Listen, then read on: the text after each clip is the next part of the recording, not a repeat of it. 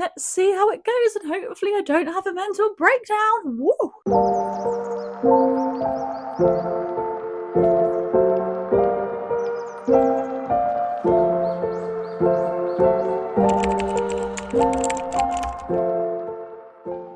Hello! Welcome to my crib.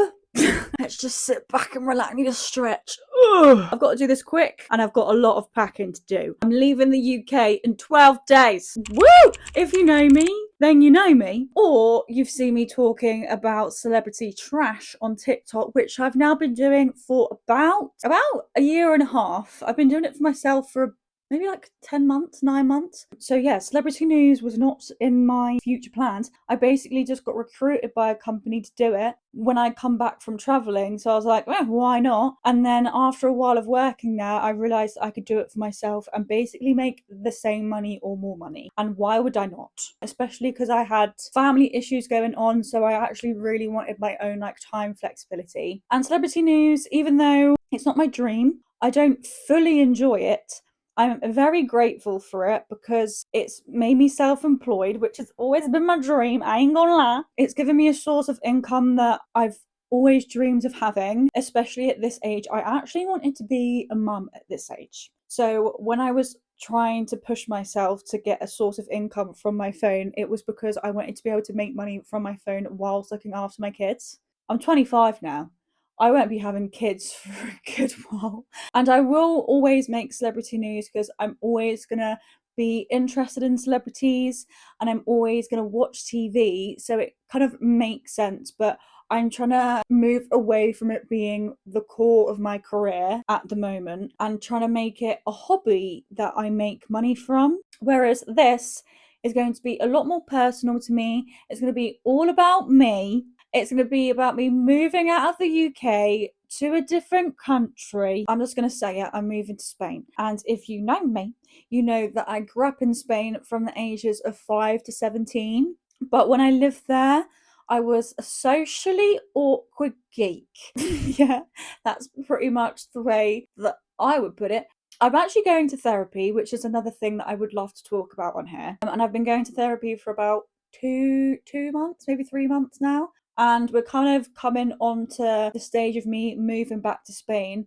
And one of the big things that when I was living there was that I wasn't able to talk in Spanish because like I would literally have some sort of mini panic attack every time that I did it. And I think I put a lot of pressure on myself. I beat myself up for that a lot because I knew that it was a me issue and I didn't know how to resolve it. But I've come to a point now where I'm giving myself a lot more compassion because I moved to Spain when I was 5 and I look completely different to Spanish people, especially when I was living there. Like, I had bright blonde hair, loads of freckles, blue eyes. I'm 5'9". Everywhere I went, people would literally stare at me. So even before I opened my mouth, I felt like I was being judged. And I've realised actually, after 8 years of living back in the UK, I can barely speak in English. Like, I mess up all the time. I think I'm actually dyslexic. So when I was speaking in Spanish and I was finding it difficult and I would mess up, again, I would beat myself up for that, for being so different. But actually, I think it's just me.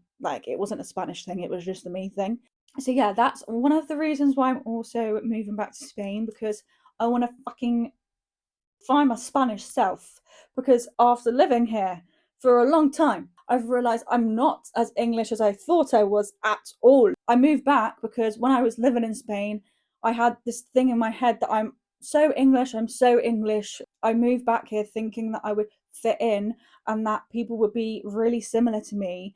And after a long time here now, I've realised, oh, actually, I'm a lot more Spanish than I thought I was. One of the reasons is that I'm really honest. If English people aren't honest, it actually pisses me off. I've become one of those like European people that are like, why are English people so polite? Because I get it, like it's nice, but you're not actually being honest with people. You're just sparing them of hurting their feelings because you feel like that's what's right. Like, I will tell you, I don't think I'm wrong for that. I think I'm just being a genuine person. Don't come at me. Don't come at me. My therapist said that I had reasonings and it wasn't wrong for thinking that. And when I moved back here, one of the big reasons that I did it was because I had this kind of live to work mentality. I thought I was all about my career and I couldn't wait to climb the corporate ladder. And now, after about 2, 3 jobs in London, I'm like, fuck that. London is work, go home, watch TV, work, go out with your friends to the pub and get smashed.